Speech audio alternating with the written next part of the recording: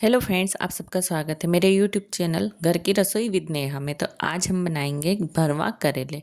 करेले वैसे तो किसी को पसंद नहीं आते, बट ऊपर से अगर करेले और कड़वे लगे तो खाने का बिल्कुल भी मन नहीं करता है। अगर आपके साथ भी ऐसा होता है तो एक बार ये रेसिपी ज़रूर देखना, तो आप भी बिना कड़वाहट वाले करेले बना पाएंगे। तो चलिए बनाना शुरू करते हैं। मैंने यहाँ पे फ्रेश वाले करेले लिए लंबे लंबे। अब दोनों साइडों का एक्स्ट्रा पार्ट मैंने निकाल दिया है। अब इनको हमें छील लेना है। तो देखिए इस तरीके से हमें इसके पतले पतले जो ऊपर के छिलके हैं, यानी कि ऊपर का जो पार्ट है, उसको हमें छील लेना है। इसको फेंकना नहीं है। करेले का ओनली बीज वाला पार्ट हम फेंकेंगे, तो इस पार्ट को भी हम यूज करेंगे। तो मैंने यहाँ पे पूरे करेले के छिलके एक बाउल में निकाल लिए हैं। देख सकते हो आप, इस तरीके से निकाल लिए हैं मैंने। अब जो करेले हैं उसको भी हम कट करेंगे। तो इसमें मैं बीच में से कट लगाऊंगी। कट लगाने के बाद इसको हम चेक करेंगे अंदर से ख़राब तो नहीं है।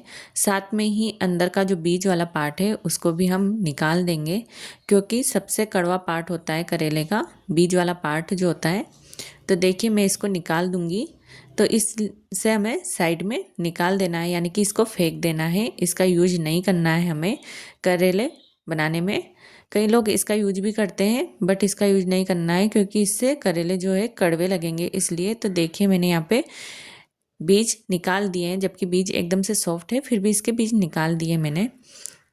तो इस तरीके से हमें करेले के बीज निकाल लेने हैं। अब हमें एक बर्तन में निकाल लेना है इसको, बड़े बर्तन में। और साथ में ही इसमें हमें नमक लगा लेना है। नमक हमें अच्छा खासा लगाना है। और नमक लगाने के बाद इसको हमें कम से कम 20-25 मिनट के लिए छोड़ देना है, जिससे कि जो कड़वाहट है वो निकल जाए।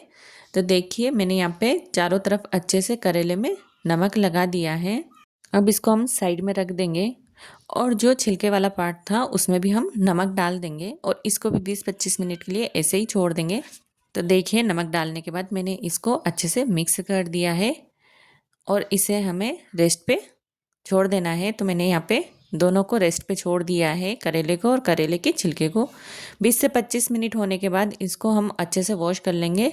हमें इसे 3 से 4 पानी से अच्छे से वॉश करना है, ताकि जो नमक है और जो कड़वापन है वो दोनों अच्छे से निकल जाए।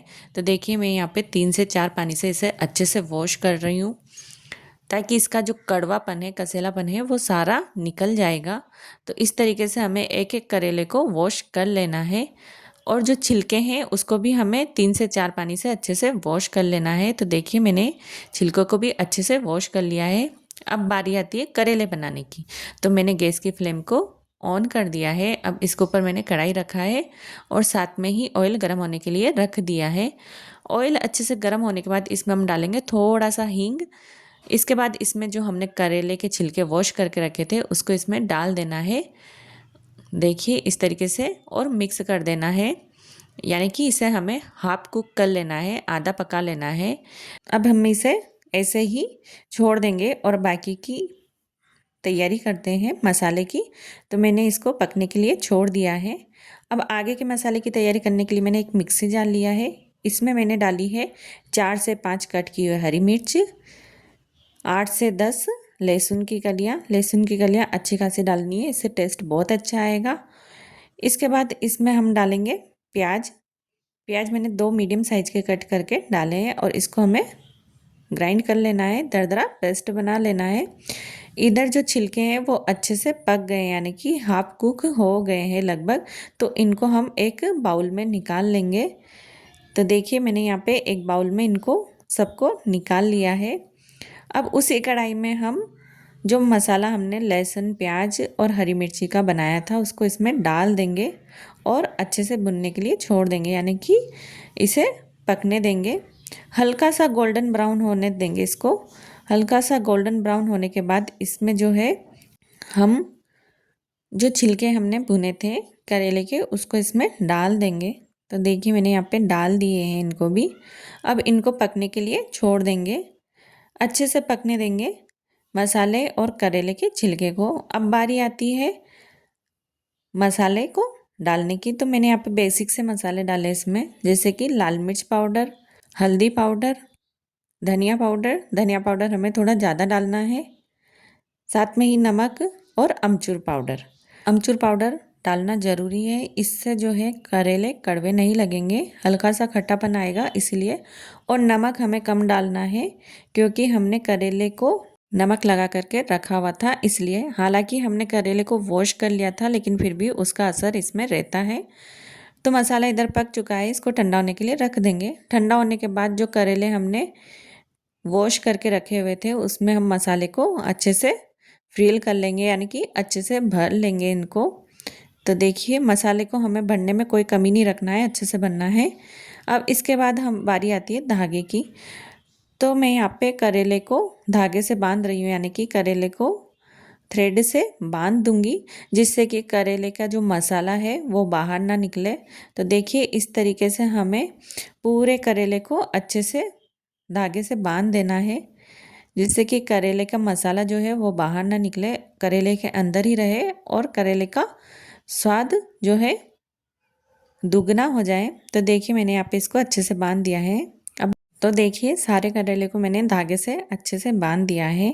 इधर मैंने ऑयल गर्म होने के लिए पहले ही रख दिया था।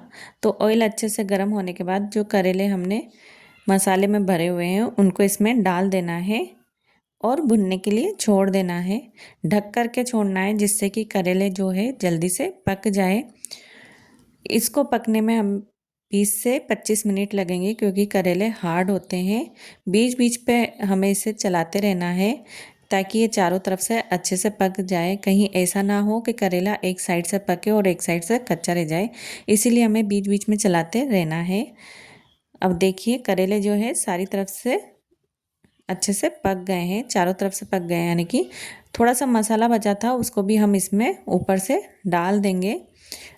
तो देखिए मैंने ऊपर से थोड़े से मसाले को और डाल दिया है। अब इसका जो धागा है उसको हम निकाल देंगे, करेले के धागे को ईजिली निकल जाएगा। देखिए निकल गया है अच्छे से करेले का धागा जो है, तो ईजिली निकल जाता है, इतना प्रॉब्लम नहीं होएगा। तो मैंने यहाँ पे करेले के धागे को भी निकाल दिया है। अब ये करेले बन कर के तैयार हो गए।